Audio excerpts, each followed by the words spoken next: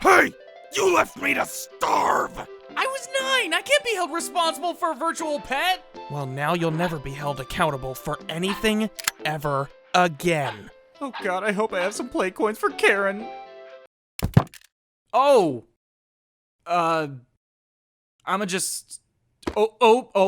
Sorry. Battery died, I guess. Gee, I wonder what thematic purpose that wacky introduction to today's video served. Digimon Story Cyber Sleuth, everyone. I'm finally doing it. Come on, let's get into it. But first, did you miss out on the Soul Hackers 2 Collector's Edition? Did you want the 3-inch Iho figure, the steelbook, stylish USB soundtrack, Saizo's keychain, character art cards, a collection of pins themed to the main cast, this adorable Mimi plushie, and a copy of Soul Hackers 2 for the PlayStation 5, all in this beautiful collector's box? Well, I got some good news for you, because I'm here to announce a giveaway of this exact product. Oh, but don't worry, it'll be unopened. The stuff you're seeing on camera isn't the product you'll be winning. This is mine. Oh, but I thought these things were limited to 1 per customer via Shop Atlas, you might be asking. Yeah. See, I went to order the thing, and while it was processing the final payment, my browser refreshed for some reason, and it just brought me back to the checkout page. I thought the order didn't go through, so I did it again. Little did I know, both purchases went through, and because they were considered 2 separate orders, I was able to bypass the limitation on the site. However, while the box itself was $200, with shipping and taxes, it brought the price up to $240.74 USD. I didn't want to buy 2 of these expensive things, so I tried to contact Shop Atlas customer service to get one of them canceled. But no matter when or where I tried to contact them, I never got a response. So yeah, I got a second one now. I'm upset. And this collector's edition can be yours if you win the Macca accidentally ordered 2 copies of the Soul Hackers 2 collector's edition and is now out $240.74 giveaway. To enter, all you need to do is go to the link below and check out all the details. Thank you for watching and enjoy the rest of the video. So there are 2 paths forward when it comes to the history of Cyber Sleuth. There's the simple path where I tell you it was the first HD release in the Digimon Story series and that it was a huge milestone in terms of releasing Digimon games in the West. But then there's the complex path, which involves various decisions made from businessmen all over the world that ultimately created this very detailed context behind this game, the franchise as a whole, the franchise in terms of video games, and why this one game is so important to the Western Digimon fanbase.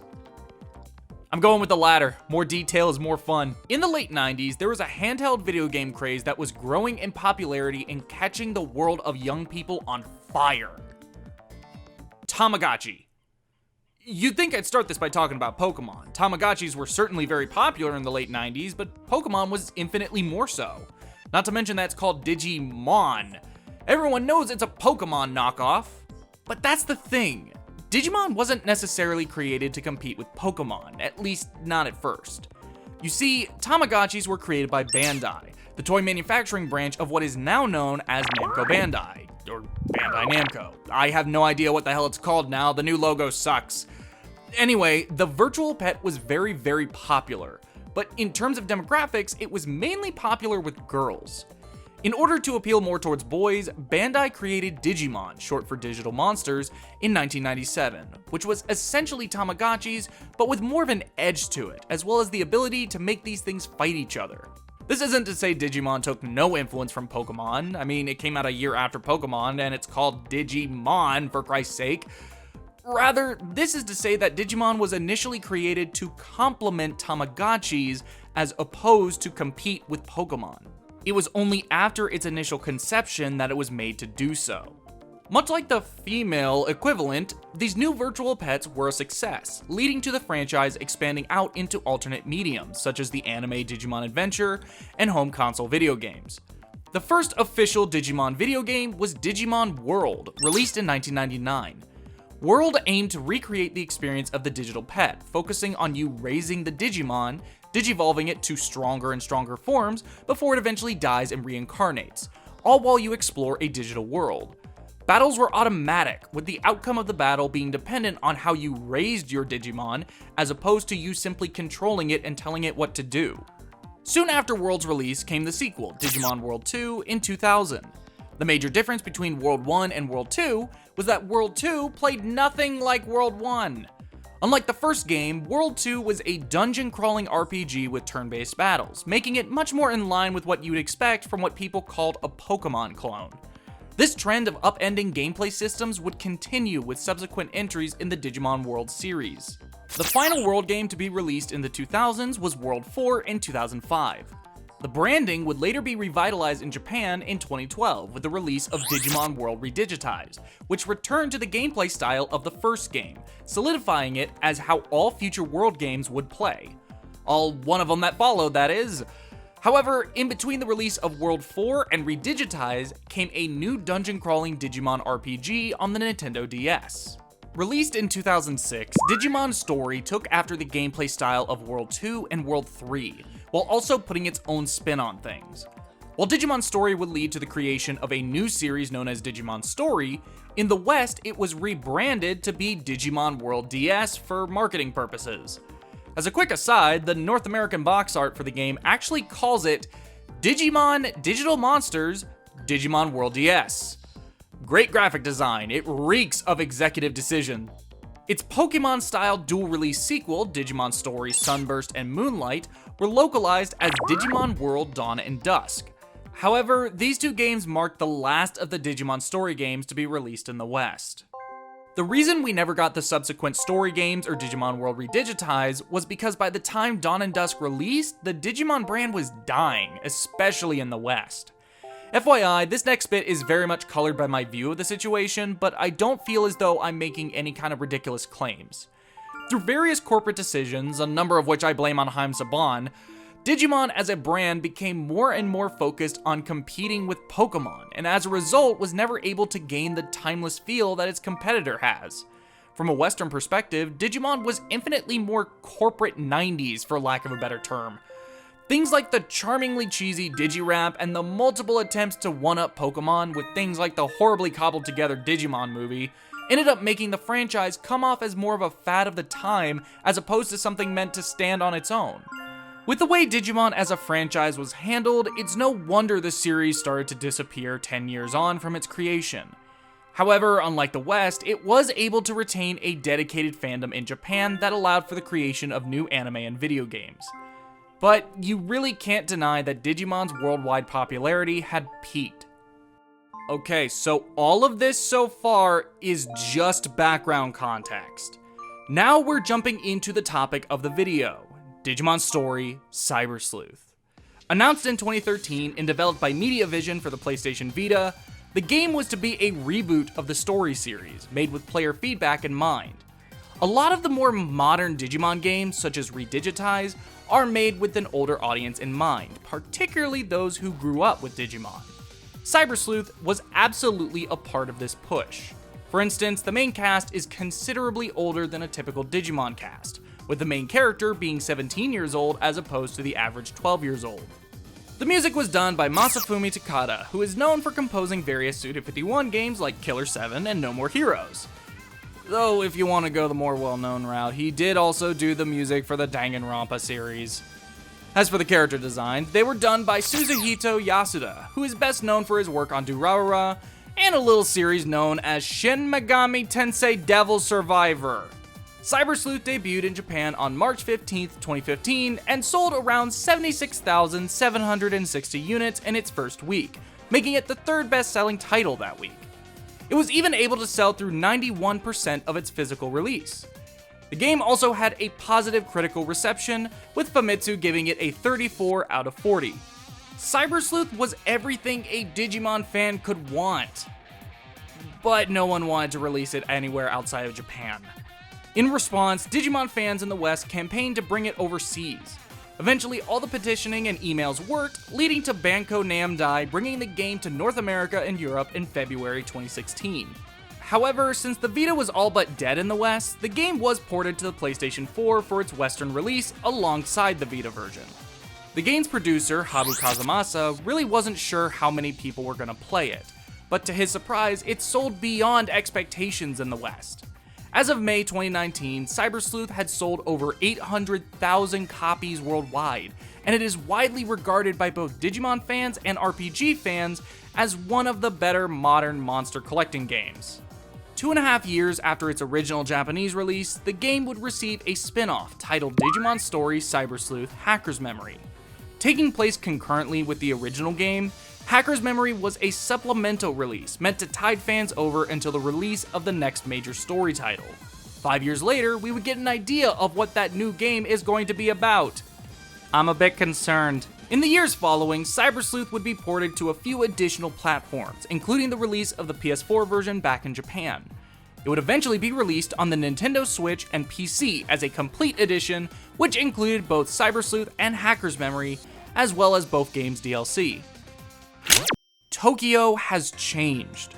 A corporation named Kamishiro Enterprises has created a metaverse known as Eden, altering everything about how people live their lives. By literally connecting your mind to your computer using a device called a Digivice, almost anything can be done remotely with the ultimate level of immersion. From shopping to socializing to business, Eden has become a crucial part of everyone's lives. People have even created myths involving it, like the Wraith of Eden, a white spirit that appears at random, and the Black Monster of Eden, a monster that devours people's data. It also has a mascot named Mr. Navet, because Japan really likes those.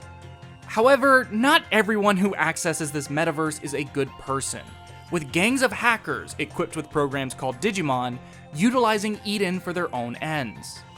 You play as Aiba, a student living in Tokyo while their mother works overseas, who goes by the username Aiba but with the O in the middle. You're able to pick their gender as well as change their first name. For this playthrough, I named him Sai. Sleuth. While hanging out in a locked chat room, a hacker using a Mr. Navet avatar breaks in and invites everyone to log into Eden for a present. Believing it to be a PR stunt, you agree to meet at Galacta Park in Kowloon, the lowest level of Eden. There, you meet with Nokia Shiramine, a spunky yet dim-witted girl who goes by the username Akino, and Arata Sanada, a friendly but reserved guy who goes by the username Bluebox. Soon after, Mr. Navet hacks into the trio's Digivices, forcefully installing a program called Digimon Capture and turning them into hackers. A barrier appears, blocking the nearest exit, with the assumed hacker running further into Kowloon, forcing the trio further inside. As you, Arata, and Nokia work your way through Kowloon, a portal opens and out crawls a strange black creature that your Digimon is unable to harm. While the others are able to log out successfully, you are grabbed by the monster during the process, causing you to be ejected out into the streets of Tokyo, corrupted and still in the form of data. Almost immediately, a woman named Kyoko Kuremi of the Kuremi Detective Agency saves you and helps restore your avatar. As nothing more than data, you learn you can jump in and out of digital spaces, allowing you to access new areas and data you wouldn't have been able to normally. From here, you work under Kyoko as a cyber sleuth, meeting various new characters like Yuko Kamishiro, the daughter of Kamishiro Enterprises' last president, Mirei Mikagura, the mysterious owner of the Digimon Lab who helps you digivolve and care for your Digimon, and many others, all as you try to recover your original body, figure out what's going on with the black creatures, and uncover a conspiracy involving Kamishiro Enterprises and Eden. Digimon Story Cyber Sleuth is a traditional turn-based JRPG with a seemingly complex but very accessible combat system. You mainly spend your time running around various areas, both real and digital, completing quests, buying items, collecting Digimon medals, and furthering the main plot. You have upwards of 11 Digimon with you at any time, but only 3 can be active in battle. In a nice upstaging of Pokemon, the 3 active Digimon actually follow you around in areas where you can enter random battles. Once in combat, turn order is determined by each Digimon's speed stat. When it's one of your unit's turns, you are given a few different options: a standard attack, skills, which are special moves that use SP, a guard that has the damage of incoming attacks, items, an auto attack, and the ability to change out one of your 3 Digimon for one of your reserves. The main variation between each Digimon comes in the form of skills. Each monster comes with a set of skills that have a variety of different effects, whether they be strong attacks or different types of support. Much like how demons in Shin Megami Tensei have races, Digimon have one of 4 types: vaccine, data, virus, and free. For the most part, it works like rock, paper, scissors. Vaccine is strong against virus, virus is strong against data, and data is strong against vaccine. Free types are not strong nor weak against anything. However, that's not the only rock, paper, scissors system going on here, as Digimon and their skills can also have elemental attributes. Fire beats plant, plant beats water, and water beats fire. Electric beats wind, wind beats earth, and earth beats electric. Light and dark are strong against each other, while neutral is like the free type, being neither strong against nor weak to anything. The advantage of this dual setup is that they compound upon each other, allowing you to do variable levels of damage depending on the situation. For instance, say your Digimon is at a type disadvantage, but has a skill with an attribute advantage. Rather than doing times 0.5 damage, you instead do times 0.75 damage. On the other hand, if you happen to have both a type advantage and an attribute advantage, you do upwards of 3 times the damage you would have normally. Another aspect of combat are cross combos, which have your Digimon teaming up to each do their special attack sequentially, while only taking SP from the main Digimon. To activate a cross combo, you need to have at least 2 Digimon next to each other in the turn order. From here, whether it happens or not is determined by how high their cam stat is, which is something I'll be getting into more later on. But what about raising Digimon? An integral system of every monster collecting RPG is the actual raising and training of said monsters. With Pokemon, it's all about battling for experience and evolving them, not to mention EVs and IVs. With MegaTen, leveling up your demons is useful, but ultimately what really matters is fusing them together to create new and more powerful demons. Hell, forget raising Digimon, how do you even get them? Well, much like this game's combat, Cyber Sleuth's Digimon acquisition and training systems are both simple and complex. Digimon capture is the simple part. When you encounter a Digimon, doesn't matter whether it's a tiny little in-training one or an endgame mega level one, your capture program scans its data and slowly fills up its percentage meter. Once it reaches 100% scan, you can use that data to create your own version of it at the Digilab. But the scan percentage actually goes up to 200%. The higher the scan percentage, the higher that Digimon's ability or ABI stat starts at. ABI is integral to the more complex part of Digimon raising, Digivolution. So once you've got a Digimon to use, you'll see in its Digivolution tree a few different options you can evolve it into. Unlike most other monster collecting games, Digimon aren't restricted to just 1 or 2 specific evolution paths, but rather you can go in whatever direction you want. Sometimes you'll Digivolve Agumon into Greymon or GeoGreymon, both of which make visual sense for him to change into. While other times you'll Digivolve Agumon into literal poop with arms, teeth, and a tongue. There are 6 total stages of Digivolution: Fresh, In Training, Rookie, Champion, Ultimate, and Mega. Though some Mega level Digimon have stronger alternate forms that essentially act as further stages. To Digivolve, you need to meet certain stat requirements to do so. HP, SP, Attack, Defense, Intelligence, Speed, Cam, and ABI. While most of these stats are increased through leveling up or by leaving Digimon at a Digifarm where they can gain bonus stats, both Cam and ABI are raised differently. As I said before, Cam, which stands for Camaraderie, determines the likelihood of a Digimon doing a cross combo and can be leveled up using certain items or 1 point at a time by having that Digimon be active at the end of a battle. ABI, on the other hand, determines how many bonus stats they can gain. ABI is raised by feeding the Digimon certain food while on a Digifarm, but the main way to do it is by both Digivolving and de-Digivolving. You see, what makes Digivolving as a game mechanic different from other evolution mechanics is that you can undo it. Unlike standard Digivolving, the only requirement to de-Digivolve into a lower stage is whether or not you have seen that Digimon before. In other words, sometimes the best way to keep moving forward is to take a few steps back, though it never takes too long to get back to where you started.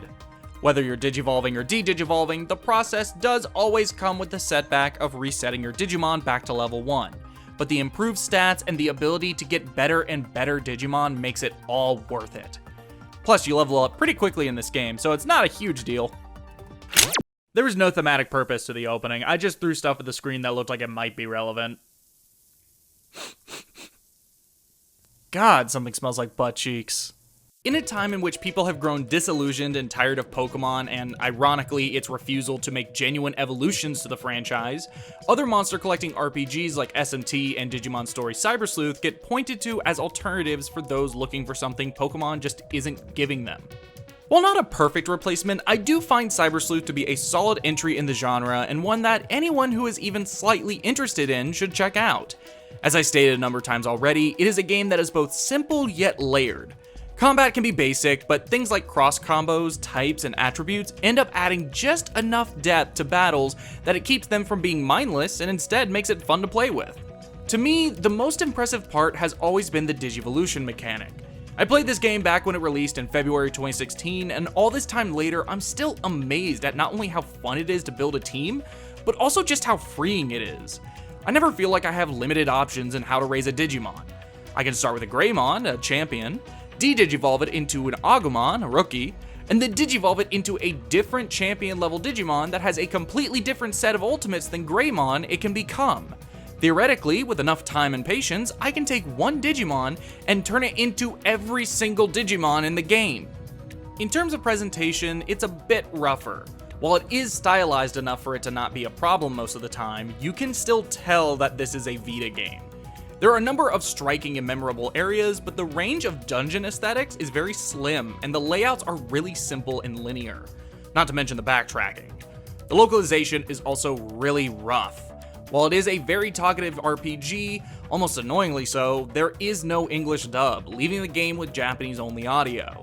I get it, Namco Bandai didn't know how well this game was going to do in the West, so they didn't want to pay for one. Baby steps. However, it feels like they cut corners when translating the English script.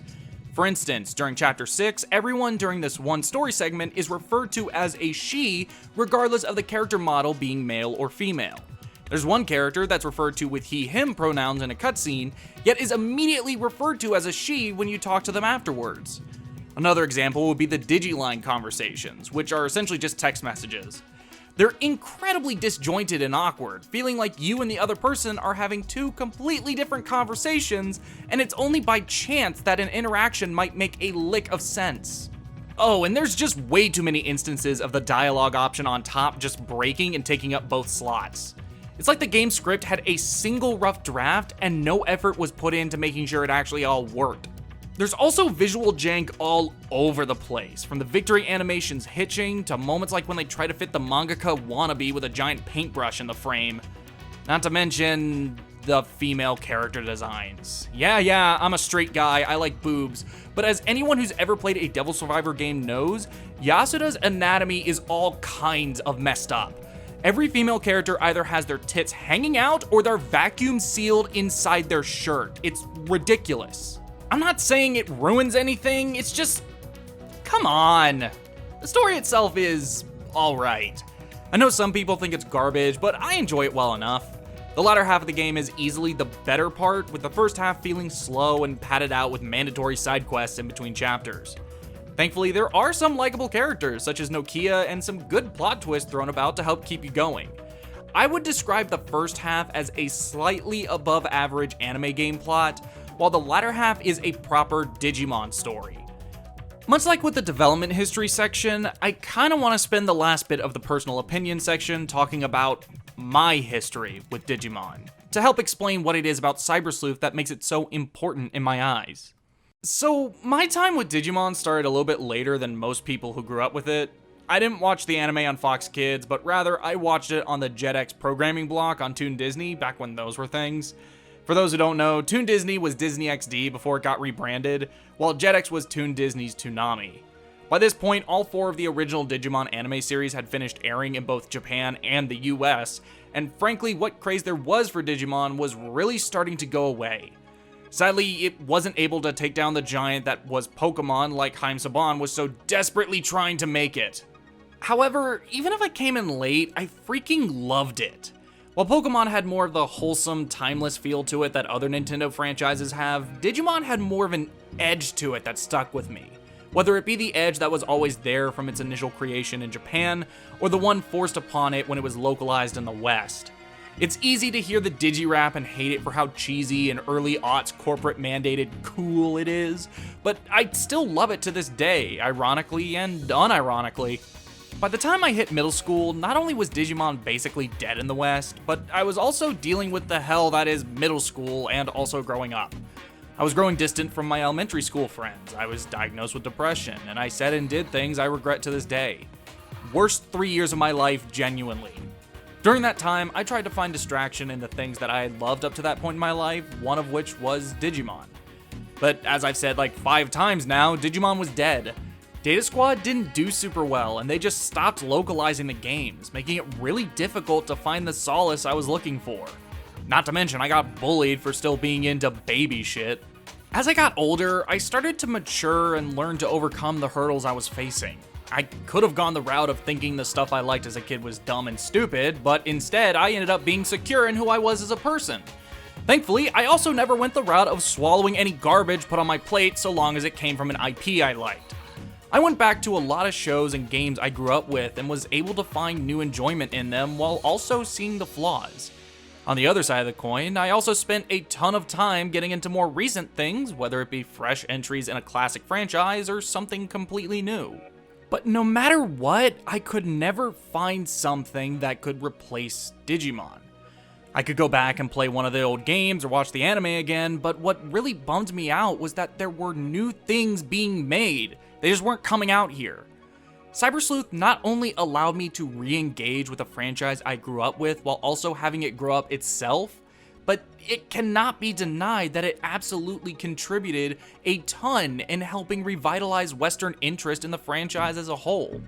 I'm not blind to its faults, but being able to mess around with Agumon and Guilmon again in a fun, satisfying, and complex enough way just makes me happy.